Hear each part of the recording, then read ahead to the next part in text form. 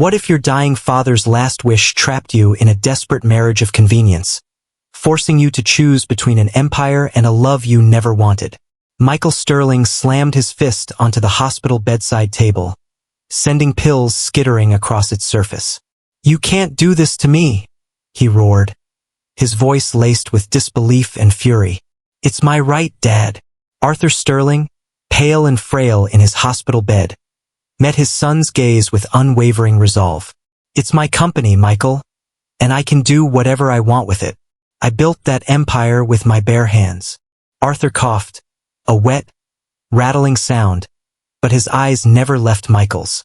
"I put you there, Michael, and I've watched you become a cold, calculating man, just like I was. I don't want you to end up alone, like me." "What are you talking about?" Michael retorted, running a frustrated hand through his perfectly styled hair. "I have everything I need. Money, power. What else is there? When was the last time you felt something real for someone?" Arthur challenged, his voice weak but sharp. "You don't need a wife to run the company, Michael. My decision is final." Arthur pulled a legal-sized envelope from beneath his pillow. "This is my updated will. If you aren't married by your 36th birthday, my shares will transfer to a charitable foundation, and the board of directors will remove you as CEO. You have a minimal stake in the company, Michael. It won't be enough to stop them. That's 6 months from now." Michael spluttered, incredulous. "Time enough to find love, don't you think?" Arthur offered a weak, knowing smile. Michael let out a bitter laugh. "Love? This is about control, as always. It's about saving you, son." Arthur closed his eyes, utterly exhausted. "I don't want my only child to end his days counting money in an empty office. You can't force me to marry." "No, I can't," Arthur conceded, reopening his eyes, his gaze piercing. "But I can make sure you at least try." His voice dropped to a whisper. 6 months, Michael. Find a wife, start a family, or lose everything." Michael backed away from the bed, his fists clenched, jaw tight. "This is insane. You're insane." "It's my last will," Arthur stated, his voice barely audible. "And if you refuse? Then I suppose you'll have to start from scratch. And believe me, it won't be easy to reclaim what you'll lose." Arthur offered a faint, almost pitying smile. "Perhaps that's exactly what you need." Michael stared out the hospital window, observing the sprawling city he had always expected to control. 6 months. 6 months to find a wife or lose everything. The idea was utterly ridiculous, but he knew his father well enough to know he wasn't joking.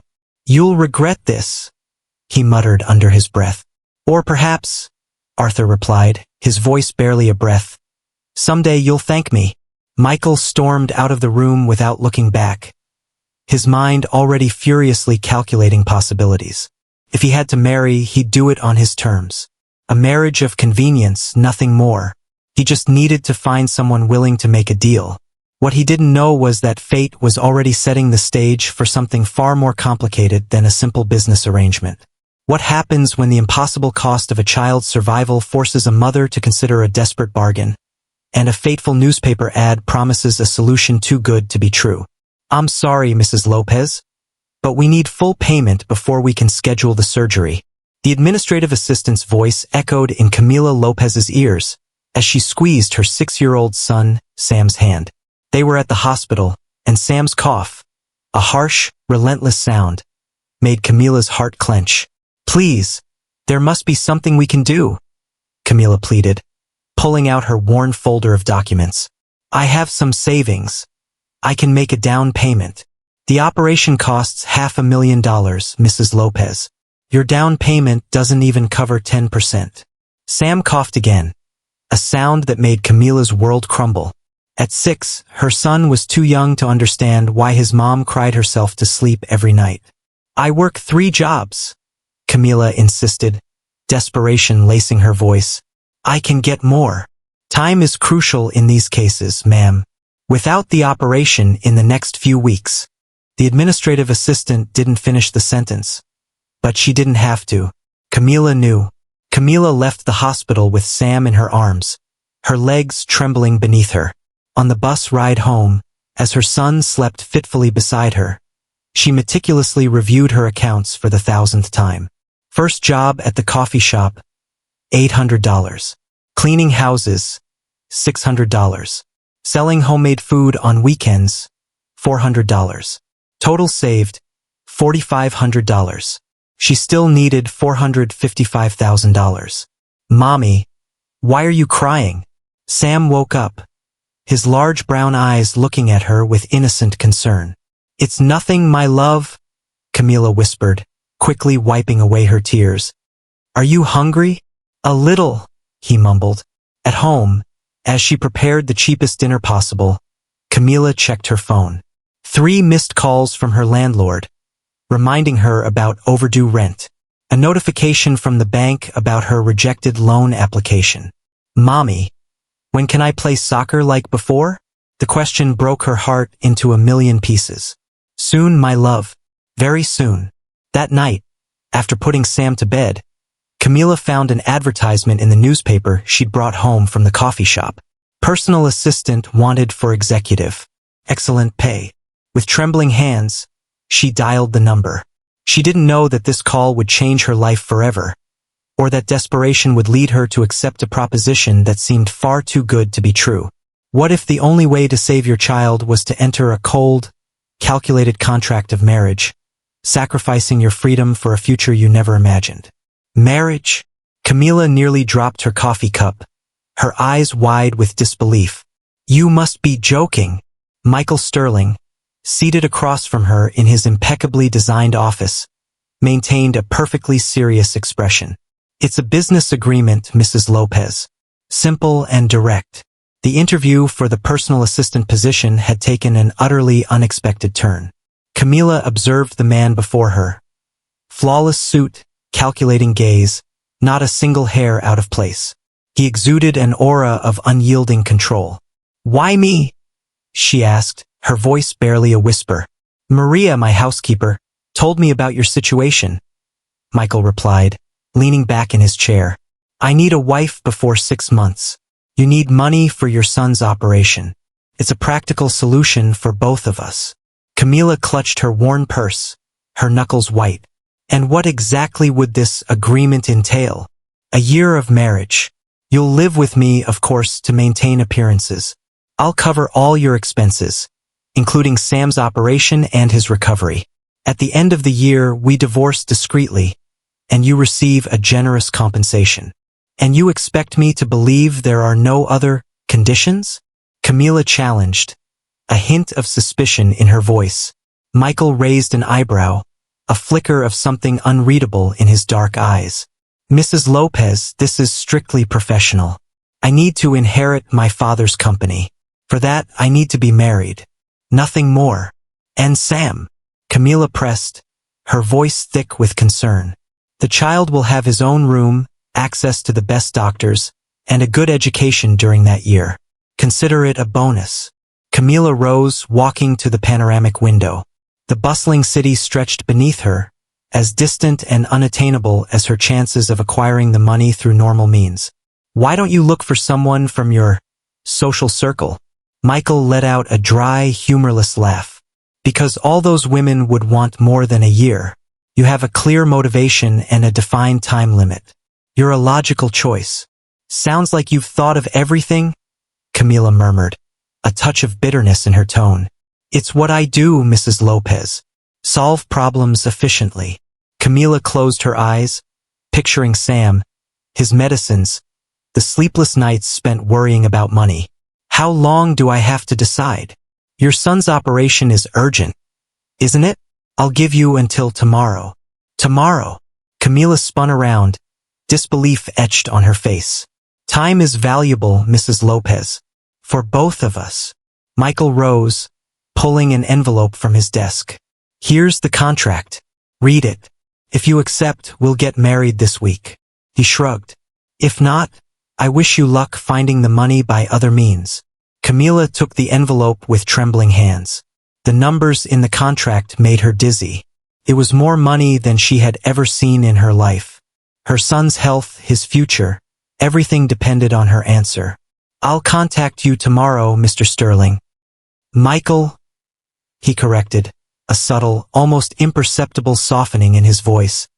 If we're going to be married, we might as well start using our first names. Camilla nodded mechanically and walked out of the office. In the elevator, as it descended 30 floors, she opened the envelope. That night, as she watched Sam sleep, her decision was already made. Sometimes, a mother's love meant doing the unthinkable. What happens when a desperate bargain culminates in a soulless ceremony, and the rules of a fabricated marriage are laid bare, challenging the very idea of love and family? The courthouse was practically empty when Camilla walked in, wearing a simple white dress she'd bought on sale. Michael was already there, scrolling through his phone with a bored expression, as if he were simply waiting for another business meeting to begin. "You're late," was his only greeting. "Sam had a crisis this morning," Camilla explained, nervously smoothing down her dress. "I had to wait for my sister to come watch him." "Is he okay?" Michael asked, a flicker of something almost imperceptible in his eyes. "He will be," Camilla replied, her voice firm, "after the operation." Michael nodded curtly and handed her a document. "Sign here. It's the confirmation of the hospital deposit." Camilla looked at the paper. The full payment for Sam's operation was already processed. Her hand trembled as she signed. Maria, the housekeeper who had connected Camilla with Michael, appeared with another witness, a serious-looking lawyer. There were no other guests. "Let's proceed," the judge said, glancing at his watch. "I have another ceremony in 20 minutes. The ceremony was mechanical, devoid of emotion.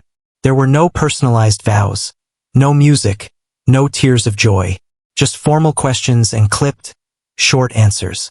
"Michael Sterling, do you take Camila Lopez as your lawfully wedded wife?" "Ido." His voice sounded like he was closing another deal. "Camila Lopez, do you take Michael Sterling as your lawfully wedded husband?" Camila thought of Sam, of the operation that was now possible, of the future this would secure for him. "Ido. By the power vested in me by law, I now pronounce you husband and wife." The judge closed his book. "You may sign the registry." There was no kiss, not even a hug. Michael simply slid a ring onto her finger, an elegant but discreet piece.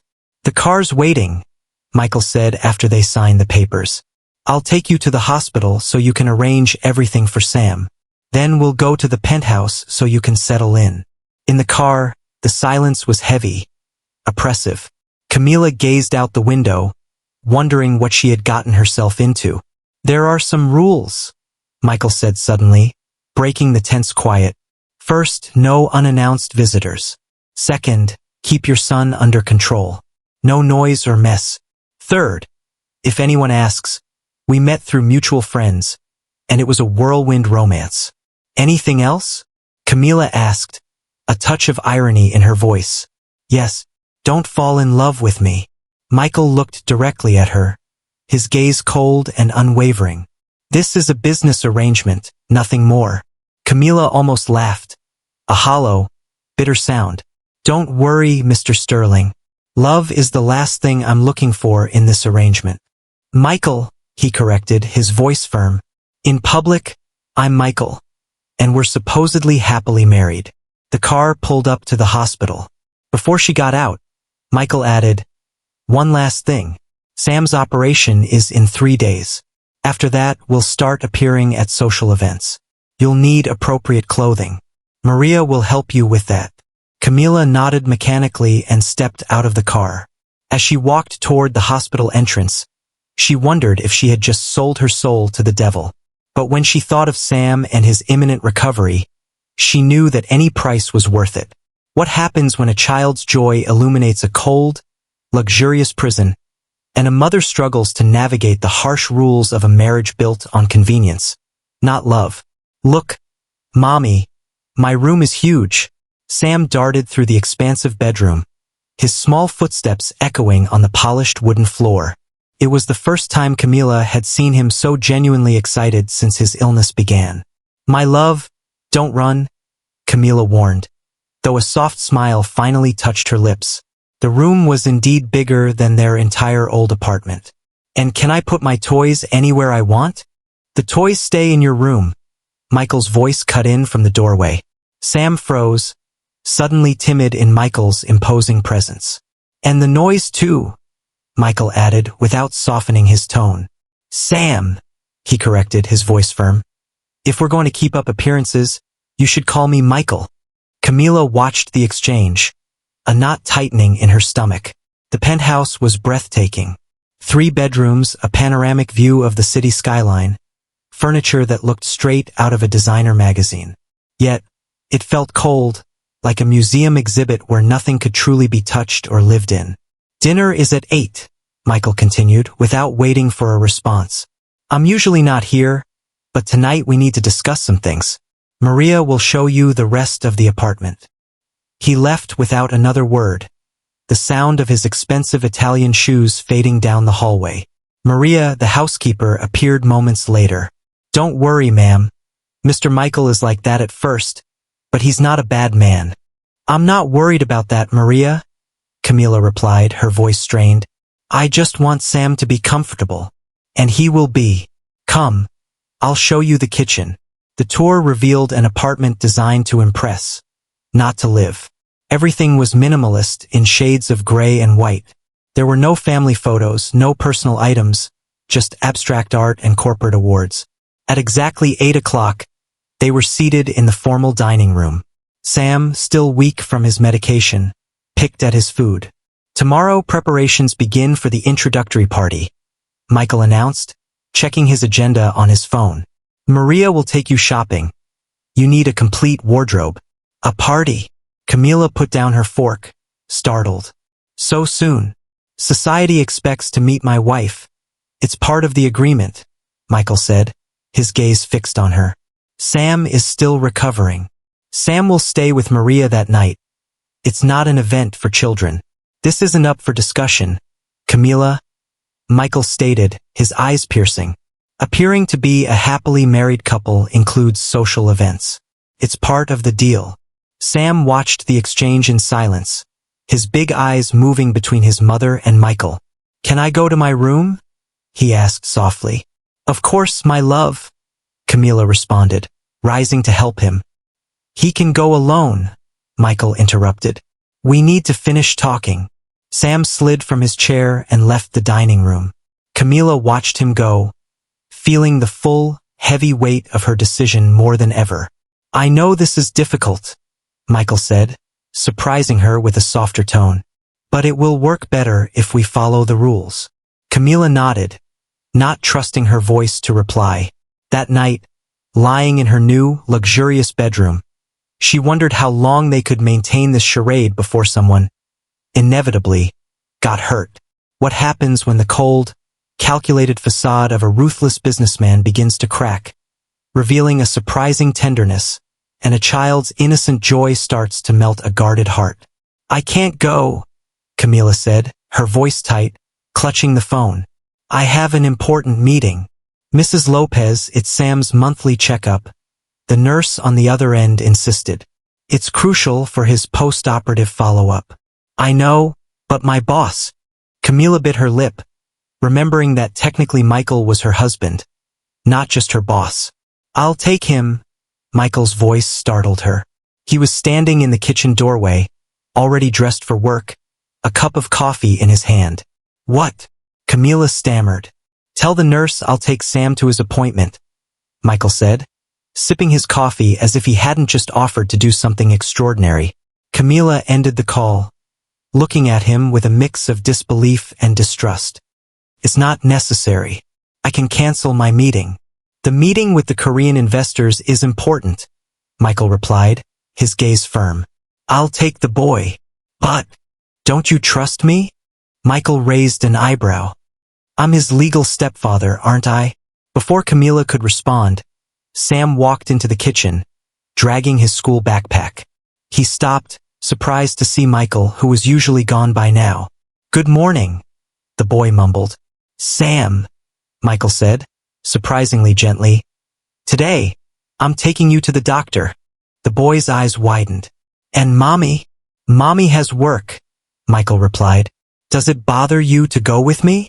Sam looked at Camila, who nodded slightly. It's okay, the boy responded, a hint of curiosity replacing his shyness. 3 hours later, Camila couldn't focus on her meeting. Her phone was silent. No emergency calls, no messages from Michael. When the meeting finally ended, she found a message with a photo. Sam smiling in the hospital waiting room, holding a brand new toy robot. All good. We bought him something for his bravery. Michael's text read. That night, at dinner, Sam wouldn't stop talking. And then Michael bought me a robot that transforms, and he said if I'm brave with the shots, we can go get more.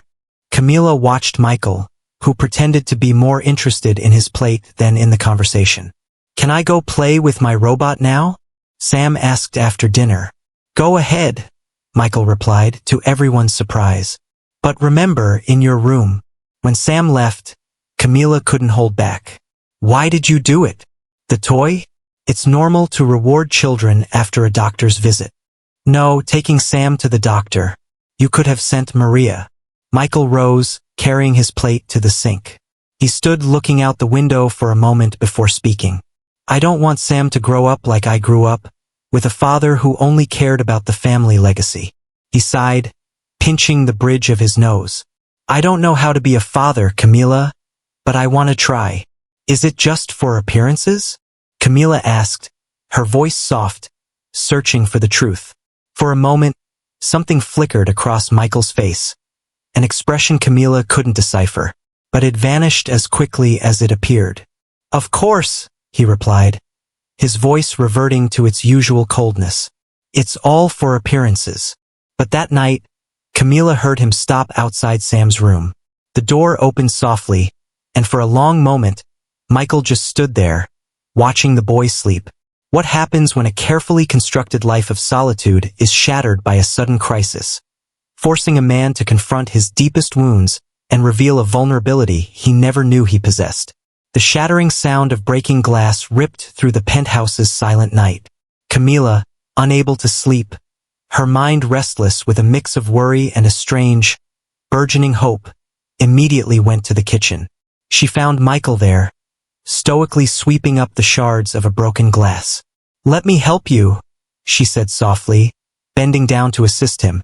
No need, he mumbled, but his trembling hand betrayed his feigned calmness. Are you drunk? She asked gently, noticing the bottle of expensive whiskey on the counter, barely touched. No, Michael sighed, running a weary hand over his face.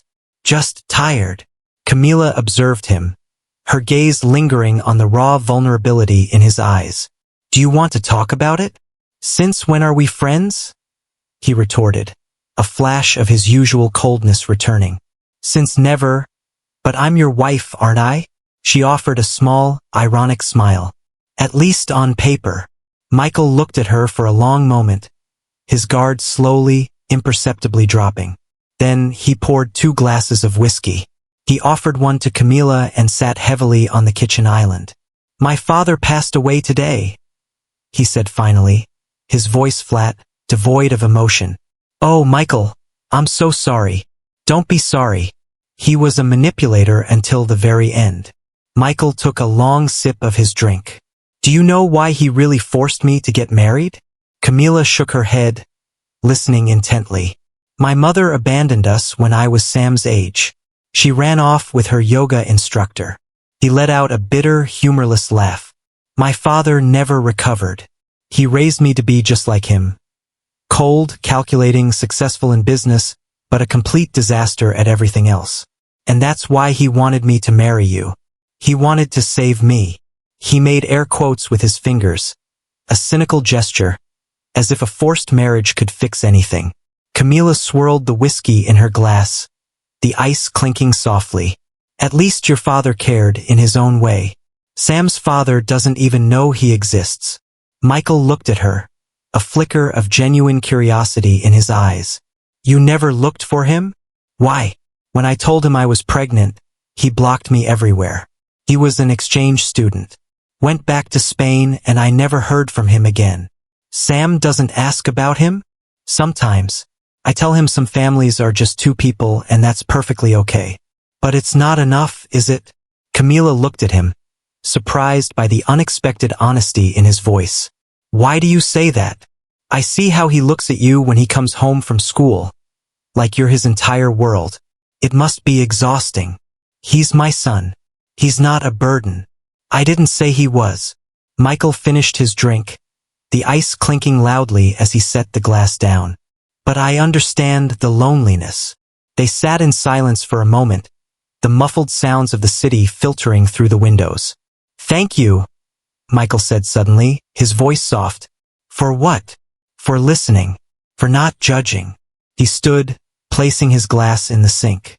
And for giving Sam what I never had. A mother who would go to hell and back for him. Before Camila could respond, Michael was already heading to his bedroom. He paused in the hallway. By the way, he added without turning around, tomorrow, I'm taking Sam to the park. If you want to come. The invitation hung in the air, light and tentative. But Camila understood what it was. A small step towards something neither of them dared to name yet. I'd love to, she responded softly, a fragile hope blooming in her chest. What happens when a fragile new connection is violently confronted by a ghost from the past, forcing a guarded heart to become a fierce protector? Sam! The shout echoed across the park, instantly freezing Camila. She knew that voice. Who's that?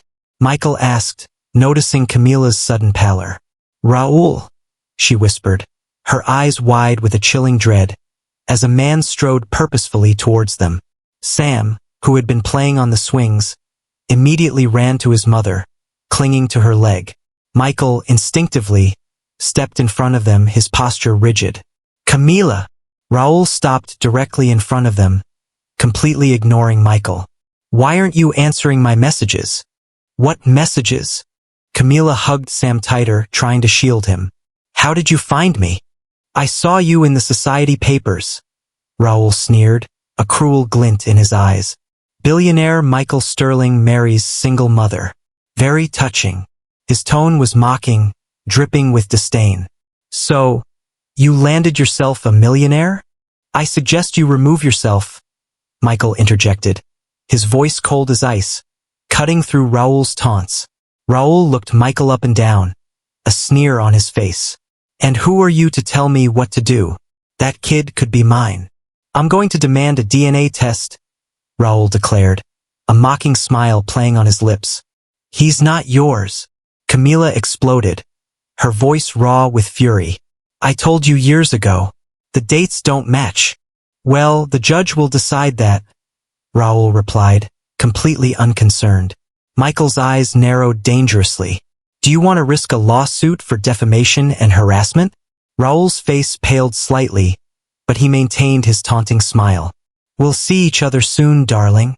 Michael took a step forward, grabbing Raoul by the collar, surprising everyone, including Camila. Listen to me closely, because I'll only say this once. You come near my family again, and I will destroy you. Your family? Raoul laughed, a high, disbelieving sound. How much did he pay you to say that? Michael tightened his grip on Raoul's shirt, pulling him closer. I have lawyers who can bury you in lawsuits until you can't even afford a cup of coffee. I have contacts who can make sure no company in the city ever hires you again. Want to test me? Raoul's bravado visibly faltered, his face paling. You can't. Test me. Michael! Camila touched his arm gently, her voice strained. Sam is scared. Michael released Raoul, who stumbled back several steps. This isn't over, Raoul threatened, but his voice trembled, devoid of its earlier confidence. Yes, it is over, Michael responded, his voice chillingly calm. Now get lost. When Raoul finally left, scurrying away, Camila noticed that Michael was subtly trembling, a tremor she wouldn't have seen if she hadn't been so close. Sam clung to her leg, silent and visibly shaken. Are you okay? Michael asked, his voice surprisingly soft, concern etching his features. Yes, thank you. Camila managed to whisper. Do you want to go home? Camila nodded, and instinctively reached down to pick up Sam, but Michael was quicker. To her surprise, Sam allowed himself to be carried without protest, burying his face in Michael's neck. In the car, as Sam dozed fitfully in the back seat, Camilla finally spoke. "You didn't have to threaten him like that." "Yes, I did," Michael replied, his gaze fixed on the road. "No one threatens my family." "Michael, this is an agreement," Camilla reminded him softly. "I know," he interrupted her. "But for as long as it lasts, you both are my responsibility." "Both of you." Camilla looked at him, noticing something different in his profile, a fierce protectiveness she hadn't seen before. For the first time, she wondered if this marriage was truly as fake as they both pretended. "Thank you," she whispered. Michael nodded but said no more. He didn't need to. Something had changed at the park, and both of them knew it. What happens when you're thrust into a glittering world of pretense, only to uncover a hidden truth that shatters the fragile foundation of your convenient marriage? "I'm not sure about this," Camilla said, adjusting her navy blue gala dress, her voice tight with nerves. "I don't belong in this world." What happens when a marriage built on a lie confronts the raw, painful truth, forcing two people to reckon with their deepest wounds and the hidden cost of their desperate bargain? The penthouse apartment had transformed into a silent battlefield. 3 agonizing days had passed since the gala, and Camilla and Michael barely exchanged a single word, their unspoken conflict a suffocating presence. "Sam keeps asking why you don't have dinner with us anymore," Camilla said one night, finding Michael holed up in his sprawling study, surrounded by papers. "I'm busy," he replied curtly, not looking up. "Too busy for the child who's supposedly your responsibility?" Camilla challenged, her voice tight with suppressed anger. Michael dropped his papers, finally looking at her, his eyes cold. "Don't use Sam against me." "Why not?" she retorted, her voice rising. "You used us both. Do you really believe that?" Michael stood, his voice suddenly sharp. "Do you think this whole thing was just a calculated plan? What else could it be?" She shot back, stepping closer, her voice thick with accusation. "You sought out the most desperate single mother you could find. I chose you because you were different." Michael exploded, his voice uncharacteristically loud, raw with emotion. "Because when I first saw you, you were selling coffee with a smile, even though your eyes were red from crying. You had dignity. You had strength. You were spying on me?" Camilla whispered, horrified. "I observed you for weeks," he admitted, his voice softening, a note of vulnerability in his tone. "I saw how you treated people, how fiercely you loved your son, how you carried yourself with such grace despite everything. And that gave you the right to manipulate me? I gave you an option. You could have said no. You knew I couldn't say no." Camilla slammed her hand on the desk, the sound sharp in the tense silence. "My son was dying, and I gave you everything to save him. Money isn't everything, Michael, isn't it?" he retorted, a bitter laugh escaping him.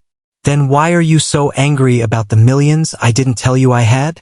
"I'm angry because you lied to me," she confessed, tears welling in her eyes. "Because you made me believe we were equals in this, that we both desperately needed something from each other." "And isn't that true?" he pressed, stepping closer, his voice soft, almost a plea. "No, you didn't need anything from me. You could have bought any woman." Michael closed the distance between them until he stood directly in front of her. "Perhaps I didn't want to buy anyone.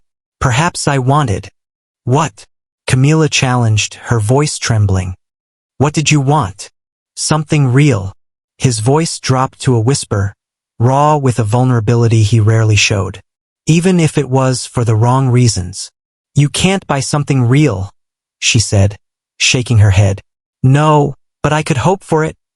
Michael ran a hand through his hair, a gesture of deep weariness. "And for a moment when we were at the park, when I defended Sam, when you let me be part of his life, for a moment it was real. All of it." Camilla felt tears sting her eyes. "I don't know what's real anymore, and what isn't." "Stay," Michael said softly, his voice firm. "Not for the contract, not for the money. Stay and let's find out together." "I can't." Camilla backed away, her voice strained. "I don't trust you, Michael." When Sam's treatment is finished, we're leaving. Michael nodded, his expression somber, a shadow falling over his face. Is that what you really want? Camila opened her mouth to answer, but stopped. She looked at Sam, happily playing with his new robot on the sofa, oblivious to the storm raging around him. I don't know, she admitted, her voice barely a whisper. I don't know if it's the right thing, but I'm terrified of staying, and for this all to be just an illusion. She walked out of the study, leaving Michael alone with his spiraling thoughts and a bottle of whiskey that, for the first time in a very long time, he genuinely needed. You belong where I belong, Michael responded, straightening his tie, his gaze firm. You're my wife. The Children's Hospital Charity Gala was the social event of the year. Camila could feel the curious stares as Michael guided her through the opulent ballroom. Michael, darling, an elegant woman purred, approaching them with a dazzling smile. Aren't you going to introduce us to your mysterious wife?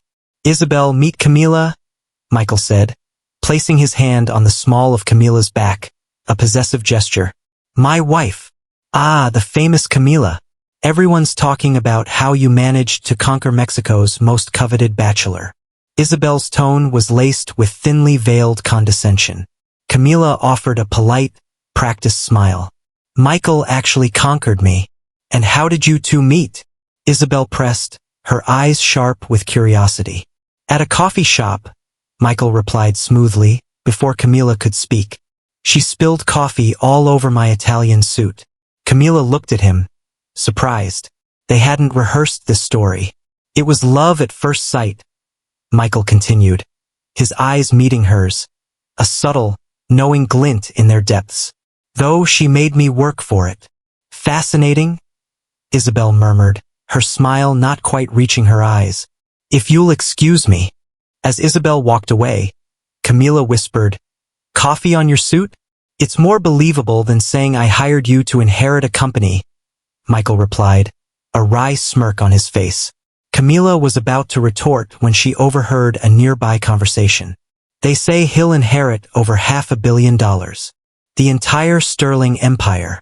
And she didn't even know he was a multimillionaire. Camila froze, the blood draining from her face. Million? Michael had spoken about his family's business, but he had never ever mentioned amounts.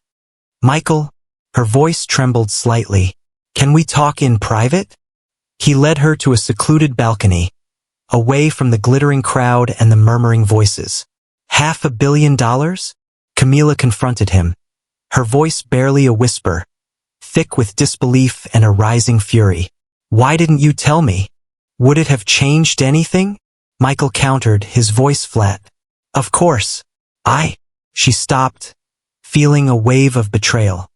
You made me believe you needed the company to survive. I need the company because it's my life, Michael responded, his voice hardening. The money is secondary. Secondary? Camila echoed, a bitter laugh escaping her. You could have paid for 100 operations like Sam's. You could have chosen anyone. And what would that change? Michael stepped closer, his gaze intense. Would you have asked for more? No, she said, recoiling slightly. But I deserved to know the truth. You made me feel like I was helping you as much as you were helping me. That we were equal in this. She shook her head. No, you lied to me. You manipulated me. I only omitted information, Michael argued, his voice strained. How could you omit that your father died leaving you millions? Or that you could have found 1,000 other women willing to marry you for that fortune? Perhaps I wanted someone who would marry me for other reasons, Michael said, his voice softer. Like desperation. Camila let out a harsh, bitter laugh. Congratulations. You got exactly what you wanted. Camila, wait. When Sam's treatment is finished, I'm leaving, she declared, turning towards the door, her voice resolute. And you can keep your millions. Michael was left alone on the balcony, holding a champagne glass he never got to drink, as the gala music continued to play, oblivious to his shattered world. What happens when a marriage built on a lie confronts the raw, painful truth, forcing two people to reckon with their deepest wounds and the hidden cost of their desperate bargain? The penthouse apartment had transformed into a silent battlefield. 3 agonizing days had passed since the gala, and Camila and Michael barely exchanged a single word, their unspoken conflict a suffocating presence. "Sam keeps asking why you don't have dinner with us anymore," Camila said one night, finding Michael holed up in his sprawling study, surrounded by papers. "I'm busy," he replied curtly, not looking up. "Too busy for the child who's supposedly your responsibility?" Camila challenged, her voice tight with suppressed anger. Michael dropped his papers, finally looking at her, his eyes cold. "Don't use Sam against me." "Why not?" she retorted, her voice rising. "You used us both. Do you really believe that?" Michael stood, his voice suddenly sharp. "Do you think this whole thing was just a calculated plan? What else could it be?" She shot back, stepping closer, her voice thick with accusation. "You sought out the most desperate single mother you could find. I chose you because you were different." Michael exploded, his voice uncharacteristically loud, raw with emotion. "Because when I first saw you, you were selling coffee with a smile. Even though your eyes were red from crying, you had dignity. You had strength. You were spying on me?" Camila whispered, horrified.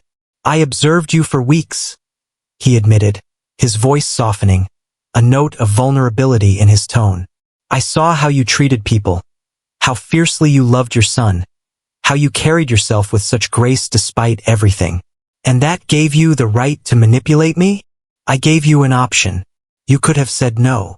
You knew I couldn't say no." Camila slammed her hand on the desk, the sound sharp in the tense silence. "My son was dying, and I gave you everything to save him. Money isn't everything, Michael, isn't it?" he retorted, a bitter laugh escaping him. "Then why are you so angry about the millions I didn't tell you I had?" "I'm angry because you lied to me," she confessed, tears welling in her eyes. "Because you made me believe we were equals in this, that we both desperately needed something from each other. And isn't that true?" he pressed, stepping closer, his voice soft, almost a plea. "No, you didn't need anything from me. You could have bought any woman." Michael closed the distance between them until he stood directly in front of her. "Perhaps I didn't want to buy anyone. Perhaps I wanted—" "What?" Camila challenged, her voice trembling. "What did you want?" "Something real." His voice dropped to a whisper, raw with a vulnerability he rarely showed. "Even if it was for the wrong reasons." "You can't buy something real," she said, shaking her head. "No, but I could hope for it." Michael ran a hand through his hair, a gesture of deep weariness. "And for a moment when we were at the park, when I defended Sam, when you let me be part of his life, for a moment it was real. All of it." Camila felt tears sting her eyes. "I don't know what's real anymore, and what isn't." "Stay," Michael said softly, his voice firm. "Not for the contract, not for the money. Stay and let's find out together." "I can't." Camila backed away, her voice strained. "I don't trust you, Michael. When Sam's treatment is finished, we're leaving." Michael nodded, his expression somber, a shadow falling over his face. "Is that what you really want?" Camila opened her mouth to answer, but stopped. She looked at Sam, happily playing with his new robot on the sofa, oblivious to the storm raging around him. "I don't know," she admitted, her voice barely a whisper. "I don't know if it's the right thing, but I'm terrified of staying, and for this all to be just an illusion." She walked out of the study, leaving Michael alone with his spiraling thoughts and a bottle of whiskey that, for the first time in a very long time, he genuinely needed. What happens when the silence you craved becomes a torment, and the absence of one person makes the entire world feel empty, forcing you to confront the devastating consequences of your fear? The sound of the elevator was different now. Michael noticed it every morning when he rode it down to his car, no longer hearing Sam's joyful shouts or Camila's soft footsteps. The penthouse, which had once felt like a perfect refuge, now felt too large, too eerily empty. "Sir," Maria said, placing a cup of coffee on his desk. "Dinner is served." "I'm not hungry," Michael mumbled, not looking up from his documents. "You haven't had a proper dinner in 3 days," Maria insisted, her voice unusually firm. Michael finally looked up from his papers. Are you my mother now, Maria? No, sir. But I'm the one who sees how you're destroying yourself. I'm busy. The company is better than ever. It's you who's worse than ever. Michael leaned back in his chair, utterly exhausted. Have you seen them? Maria's gaze softened. Sam asks about you. Yesterday at the hospital during his checkup. You went to the hospital? Someone had to go, since you're hiding here. Michael rose abruptly. I'm not hiding. Aren't you? Then why do you work until dawn? Why do you eat alone in your office? Why do you avoid the rooms where they... Enough! Michael slammed his fist on the desk, the sharp sound echoing in the silent room. I don't need this. I don't need them. Then I suppose you don't need these photos either. Maria pulled a few photographs from her apron pocket. Michael took them with trembling hands. Sam on the swings. Camila cooking. All three of them at the park. Photos he hadn't even known existed. I found them when I was cleaning your jacket, Maria explained. You were carrying them in your wallet. I was. Yes, you were. Maria walked to the door. And they miss you too, even if she's too proud to admit it. When Maria left, Michael stood staring at the photos. When had he started carrying them? When had this pretense turned into something more? His phone vibrated. A message from Camila. Sam has a fever. Nothing serious, but he's asking for you. Michael looked at the time, 11 p.m. Without a second thought, he grabbed his keys. The drive to the hospital had never felt so long. When he arrived, he found Sam asleep and Camila slumped, exhausted, in a chair. What are you doing here? She whispered, surprised. You needed me, he replied, his voice hoarse. We don't need you. Maybe I need you both, Michael said, his voice raw with an honesty that surprised even himself. Camila looked at him, surprised by the unexpected sincerity in his voice. Michael, don't say anything, she whispered, pulling another chair close. Just let me stay. And so they spent the night in a silence that, for the first time in days, didn't feel like war, while Sam slept peacefully, as if he knew that, somehow, his family was complete again, even if only for one night. In his pocket, the crumpled photos reminded Michael of everything he had gained without realizing it, and everything he could lose if he didn't learn to fight for what truly mattered. What happens when a child's life hangs in the balance, forcing a shattered family to unite in a desperate fight against time, and forging a bond stronger than any contract? Michael! Michael! Camila's scream tore through the apartment like a knife, chilling him to the bone. Michael leaped from his bed and sprinted towards Sam's room.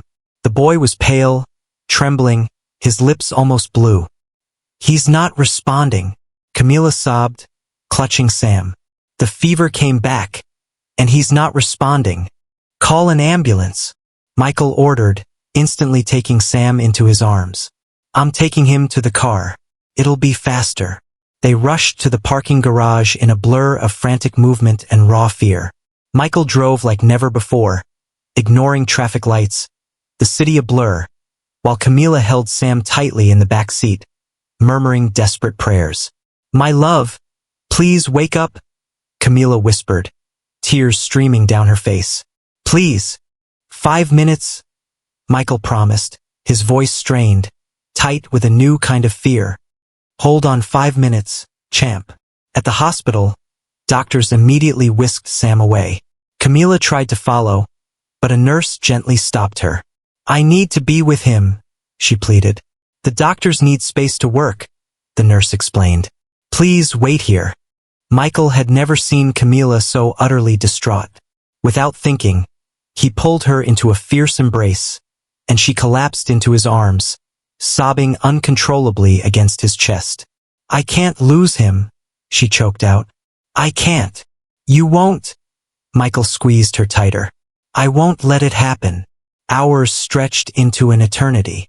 Michael made frantic calls, pulled every string he could, ensuring the best specialists arrived in minutes. Camila paced, prayed, wept, and waited, a living statue of grief. Family of Sam Lopez? a doctor finally called. Sterling, Michael automatically corrected, his voice firm.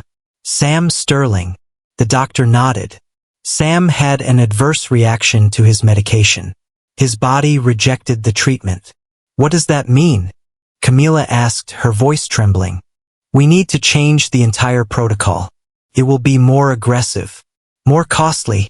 Money is not a problem, Michael interrupted, his voice unwavering. What does he need?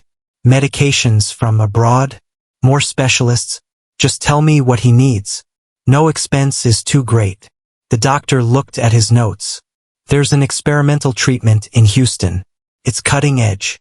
We'll do it, Michael declared, his decision immediate and absolute. Michael, Camila whispered, touching his arm. You don't have to.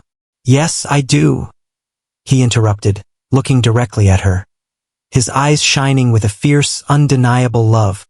He's my son too. The words tumbled out, unbidden, but they were the truth. At some point, without even realizing it, Sam had become his son. Not by a piece of paper, not by a contract, but by love. Can we see him? Camila asked the doctor. He's stable now.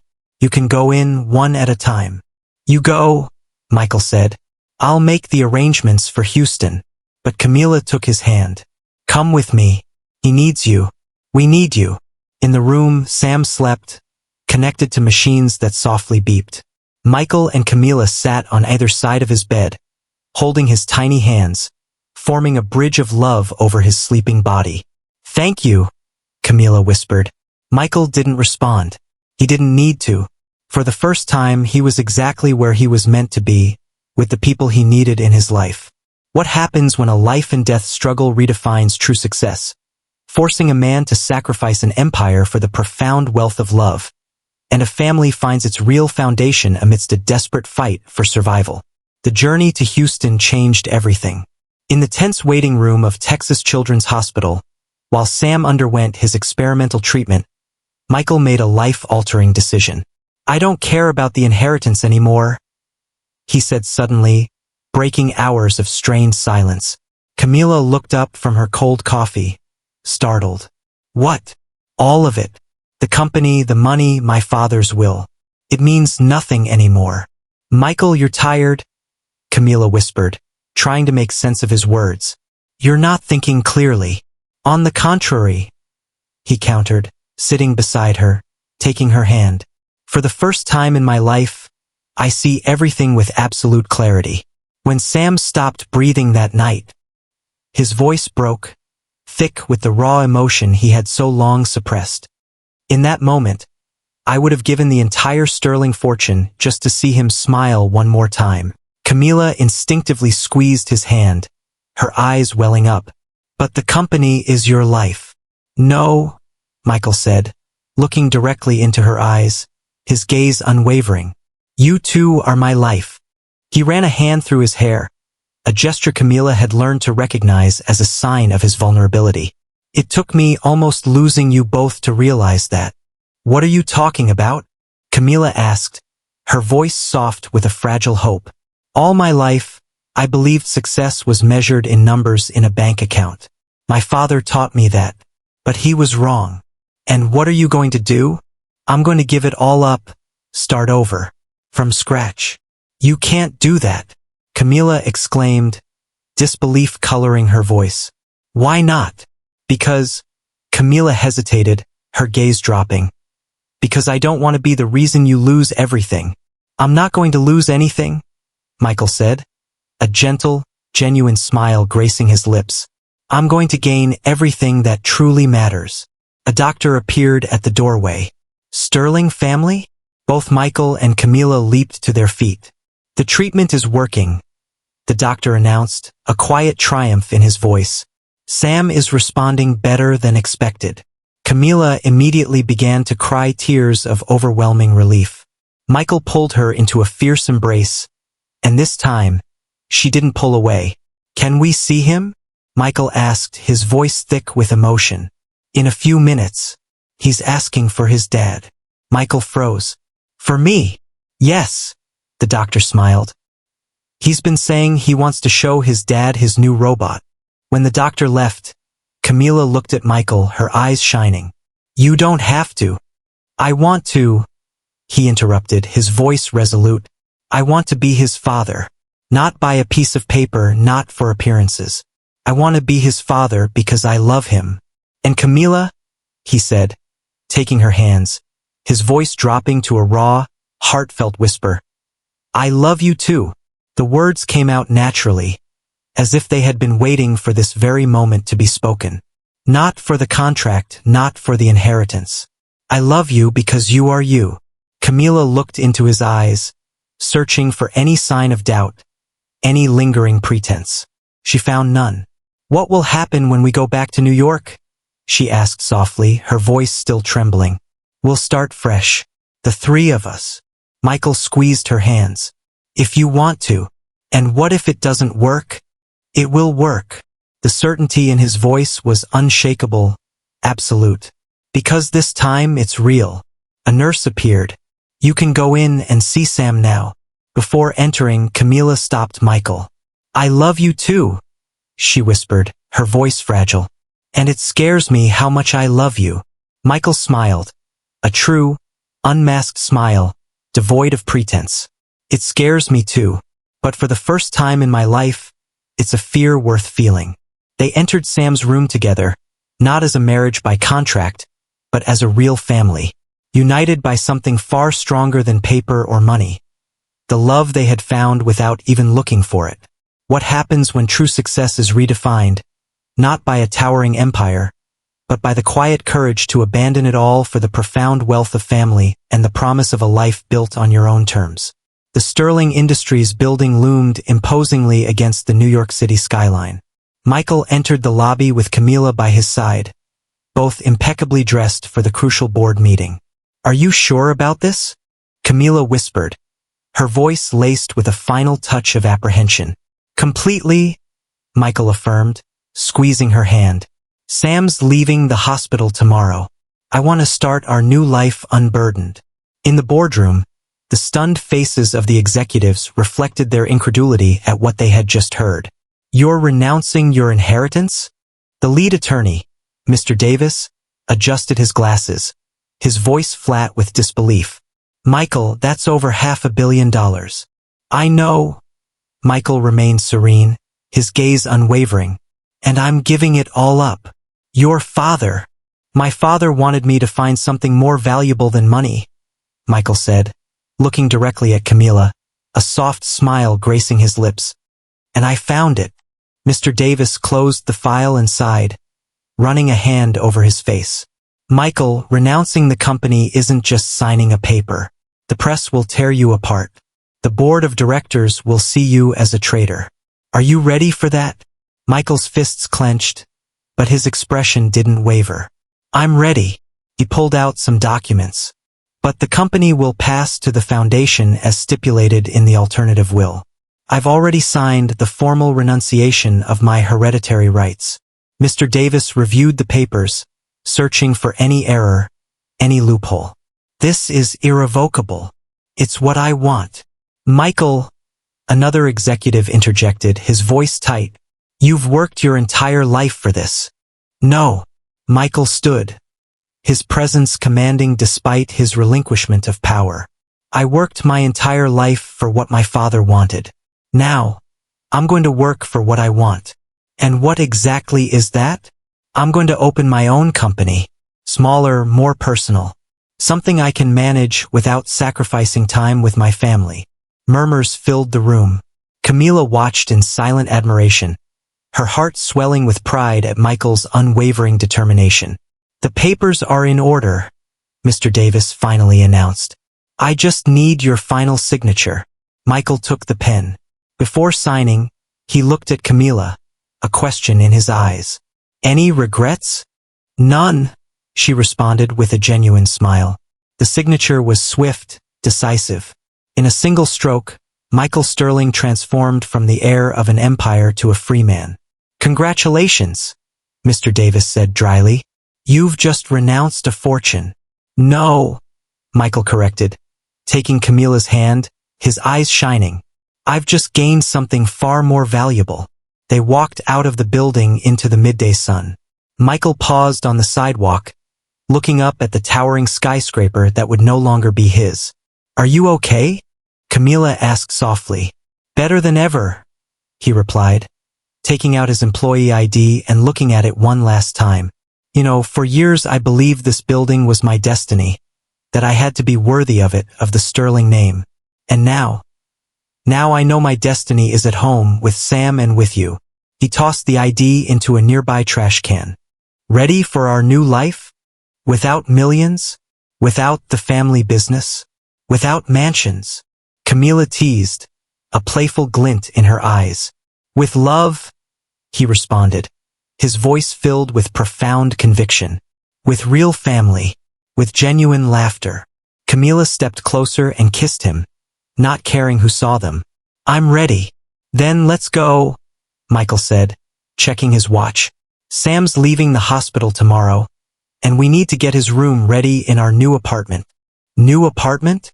"A smaller one, more cozy." A Real Loma. They walked away, hand in hand, leaving the sterling building and all it represented behind them. Michael had never felt richer than in that moment, with Camila's hand in his and the future stretching wide open before them. What happens when the journey of 1,000 painful steps leads to the most precious of destinations, and a family, forged in adversity, finally finds its true home, built on love, laughter, and unbreakable bonds? "Welcome home, champ." Michael opened the door to their new apartment, carrying Sam in his arms.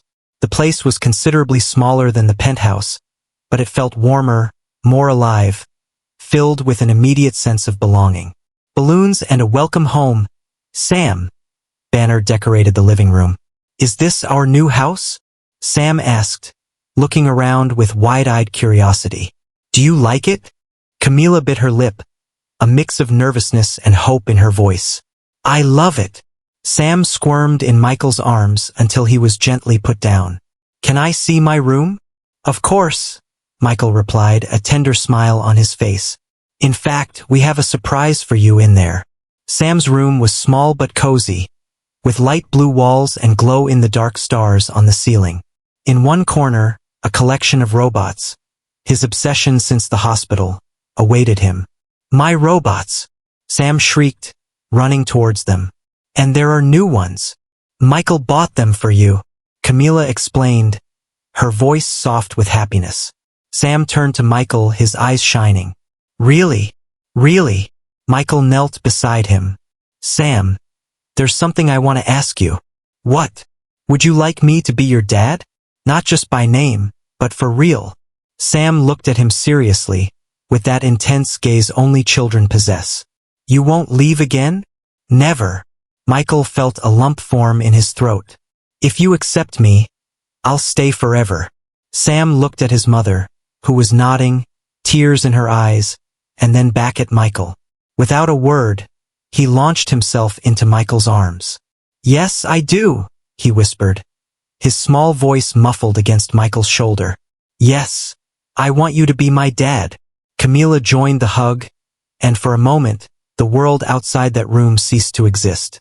Later, after putting Sam to bed, Michael and Camila sat on the small balcony of their new home. "Do you miss your old life?" Camila asked softly. "The life where I had everything except what truly mattered?" Michael smiled, squeezing her hand. "No, I don't miss it. But you gave up so much for us." "I gave up nothing." Michael took her hand. "I gained everything." He paused, his gaze thoughtful.